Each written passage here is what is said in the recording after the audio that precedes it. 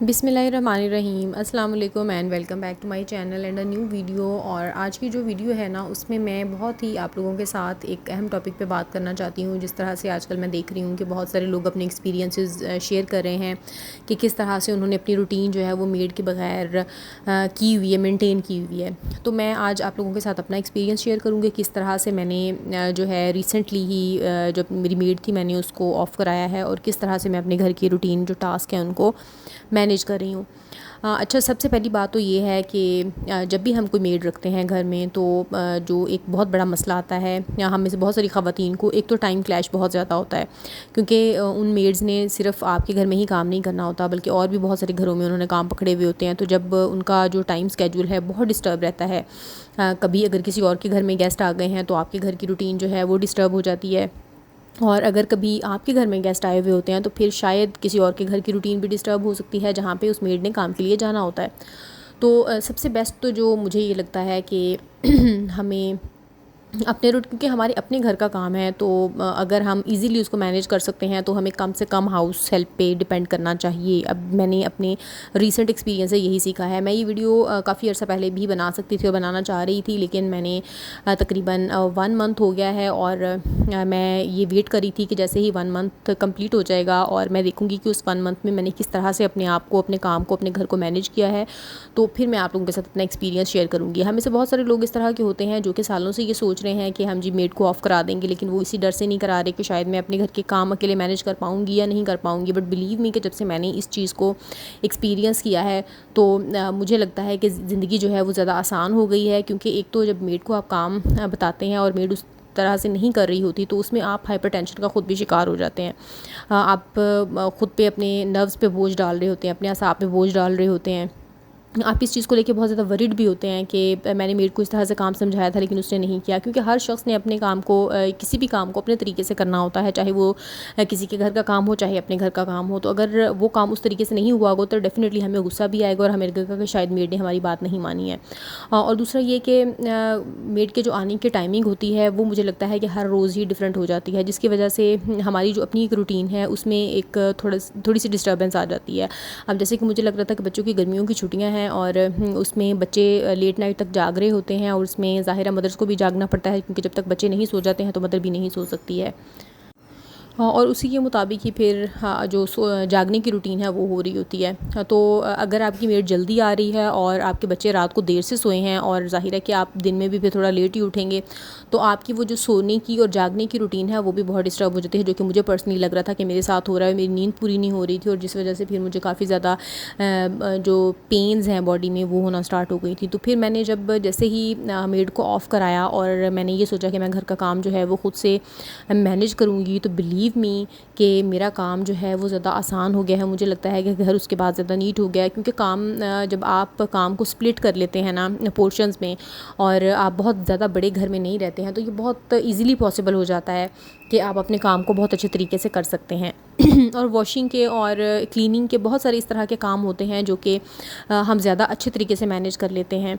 और एक और चीज़ जो मैंने की है, फ़ील की है, वो ये है कि आपकी जो क्लीनिंग सप्लाइज़ होती हैं या और बहुत सारी चीज़ें होती हैं घर में, वो अगर आप मेड के हाथों में दे देते हैं तो वो उसका बहुत ज़्यादा वेस्टेज भी होता है। और जब आप ख़ुद उसको इस्तेमाल कर रहे होते हैं तो आप बहुत टेक्निकली और बहुत तरीके से उसको यूज़ कर रहे होते हैं, तो वेस्टेजेस जो है ना आपके घर में वो बहुत कम हो जाती हैं। इसके अलावा और भी छोटे छोटे कई लॉसेस होते हैं, जैसे कि कीमती बर्तन होते हैं हमारे, तो वो मेड इतनी बेहतियाती के साथ अक्सर वॉश कर रही होती हैं कि वो बर्तन जो हैं वो रह जाते हैं। और मुझे एक और प्रॉब्लम जो है वो फेस करना पड़ता था कि जब भी बेड्स के नीचे या सोफ़ाज़ के नीचे, फर्नीचर के नीचे या कोई ऐसी एरियाज़ जहाँ पे थोड़ा सा रिमूव करके झाड़ू लगाना पड़ता है तो मेड जो है वो कभी भी उस तरीके से झाड़ू वहाँ से नहीं लगाएगी। अक्सर डस्ट वहाँ पे रह जाती है और डस्टिंग जो है वो प्रॉपर नहीं हुई होती। मॉपिंग जो है वो भी समटाइम्स मेड जो है वो गंदा ही जो मॉप होता है या पोछा होता है वो लगा देती है फ्लोर पे, जिसकी वजह से बहुत एक बैड ऑर्डर जो है पूरे घर से आ रही होती है। क्योंकि उस मेड को तो सिर्फ अपना काम ख़त्म करना है और उसको अपने घर जाना है, उसको आपके घर से कोई लेना देना नहीं है। हाँ, बहुत कम मैंने इस तरह की मेड्स देखी हैं कि जो बहुत सिंसियरली आपके साथ काम करती हैं, आपके साथ चलती हैं और आपके घर का ख्याल करती हैं, आपकी चीज़ों का ख्याल करती हैं। लेकिन 90% ऑफ़ द मेड्स जो है ना वो इसी तरह से करती हैं कि आपके वेस्टेजेस भी करती हैं और आपके घर को बिल्कुल भी सिंसियर तरीके से हैंडल नहीं करती हैं। और घर में बहुत सारे इस तरह के एरियाज़ रह जाते हैं जहाँ पे कई कई अरसा गुजर जाता है और वहाँ पे डस्टिंग नहीं हुई होती, वहाँ पे नीचे से सफाई नहीं हुई होती। और दूसरा ये कि जब आप कभी थोड़ी सी सख्ती करने की कोशिश करते हैं तो फिर मेड्स का जो मूड है वो बहुत ज़्यादा ख़राब हो जाता है, जिसकी वजह से आप ख़ुद गिल्ट में चले जाते हैं। तो ये वो तमाम चीज़ें हैं जो जिनको देखने के बाद मुझे फ़ील हुआ कि ख़ुद गिल्ट में रहना और ख़ुद चीज़ों को इस तरह से देखना और करना। और दूसरा ये कि जब आप ख़ुद भी बहुत ज़्यादा हेल्प करा रहे हैं मेड की, तो मेरा ख़्याल है कि थोड़ा सा टाइम अगर हम इंटेलिजेंटली हैंडल कर लें, अपनी टाइम मैनेजमेंट को ठीक कर लें, तो हमारे घर की जो सफाई होती है, क्योंकि हमें पता होता है कि हमने किस तरह से करनी है और ज़रूरी नहीं है कि हर रोज़ ही घर को बहुत डीप क्लीन किया जाए। आप बहुत क्विकली जो है ना वो अपने घर को फटाफट भी साफ़ कर सकते हैं। और ये हम हमारे अपने घरों पे, हमारे अपने घरों की स्ट्रक्चरिंग पे, डिज़ाइनिंग पे है कि हम किस तरह से कितने पोर्शन को डेली साफ़ कर सकते हैं, ईज़िली कर सकते हैं।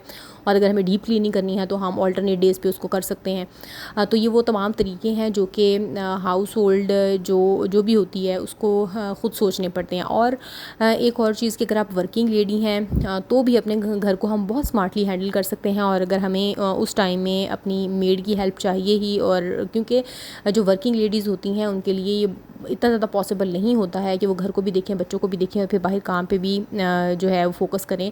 तो अगर उनको हाउस हेल्प की ज़रूरत है भी तो वो बहुत ही स्मार्टली फिर जो है वो काम ले सकती हैं अपनी हाउस हेल्प से।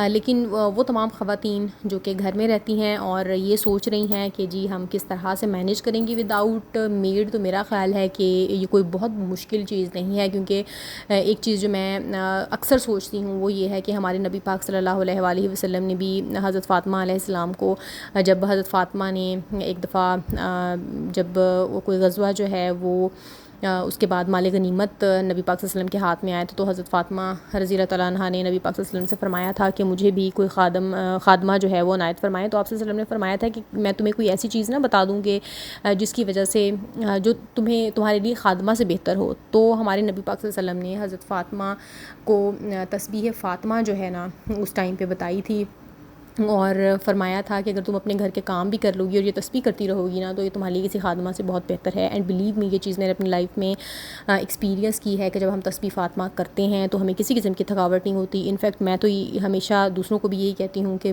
बहुत अच्छा मल्टीविटामिन है। अगर आप मल्टीविटामिन नहीं भी खाते हैं, आप अफोर्ड नहीं कर सकते हैं, तो हर नमाज के बाद तस्बीह फ़ातिमा करने की आदत डाल लीजिए। यकीन कीजिए कि आप थकेंगे नहीं, आपके काम में बरकत होगी, आपके वक्त में बरकत होगी और आप बहुत अच्छे तरीके से स्मार्टली अपने सारे कामों को हैंडल कर सकते हैं। सो ये तो थी वो तमाम चीज़ें जो कि मैं आज के व्लॉग में आप लोगों के साथ डिस्कस करना चाहती थी। क्योंकि ये चीज़ जो मैंने ख़ुद एक्सपीरियंस की है तो मुझे बहुत अच्छा लगा जो मैंने आप लोगों के साथ डिस्कस भी की। और वो तमाम लोग जो कि इनिशिएटिव नहीं ले पा रहे हैं और डर रहे हैं कि इस काम को हम किस तरह से मैनेज करेंगे, तो वो मेरे एक्सपीरियंस से अगर कुछ लर्न करना चाहते हैं तो आई विल बी हैप्पी। और अगर आपको आज का व्लॉग अच्छा लगा है तो मेरे चैनल को लाइक, शेयर एंड सब्सक्राइब करें और अपना बहुत सारा ख्याल रखें। और मुझे बताइए कमेंट्स में कि आप किस तरह की और वीडियोस देखना चाहते हैं ताकि मैं उन टॉपिक्स पे आपके लिए वीडियोस बना सकूं। तो मुझे इजाज़त दीजिए जी, किसी और टॉपिक के साथ इंशाल्लाह और अगली वीडियो में आप लोगों के साथ बात होगी। तब तक के लिए मुझे इजाज़त दीजिए। अल्लाह हाफ़िज़।